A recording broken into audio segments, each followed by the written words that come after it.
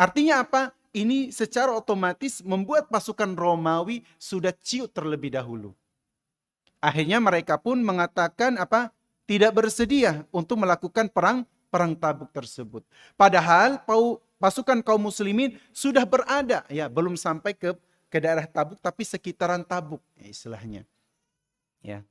Nah, kemudian jamaah sekalian rahimani wa rahimakumullah, ya. Pada saat itu tentunya masa menunggu, ya, akhirnya perbekalan pasukan kaum muslimin semakin menipis, ya. Maka dikisahkan oleh Abu Hurairah, pada saat itu pasukan kaum muslimin, ya, mereka mengalami kelaparan.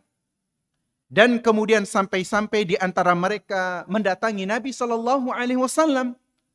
Seraya mengatakan, wahai Rasulullah, apakah engkau mengizinkan kami untuk menyembelih unta-unta ini sehingga dapat kami jadikan makanan? Sehingga dapat kami mengambil air dari punuk mereka. Bayangkan jamaah sekalian rahimakumullah, dari 30.000 pasukan kaum muslimin ini terbesar, ya, dalam peperangan mereka.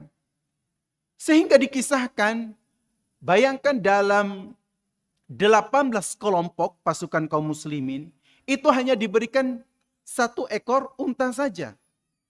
Ya, 1 ekor unta saja dalam 1 kelompok pasukan kaum muslimin. Itu cukup nggak? Ya jelas tidak cukup. Ya. Apalagi mereka, ya, ingin mengambil air yang tersedia di dalam punuk unta. Ya.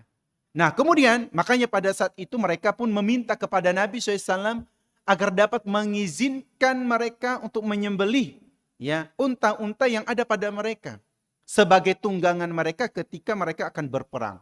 Karena memang situasi pada saat itu adalah situasi yang memang bahan pokok mereka, kebutuhan mereka semakin menipis. Akhirnya pada saat itu ketika mendengar permintaan daripada sahabat-sahabat tersebut, maka Nabi SAW mengizinkan, ya silakan.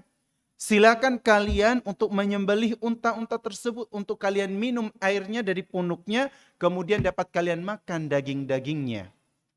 Maka ternyata Umar ibn Khattab mendengar perbincangan daripada Nabi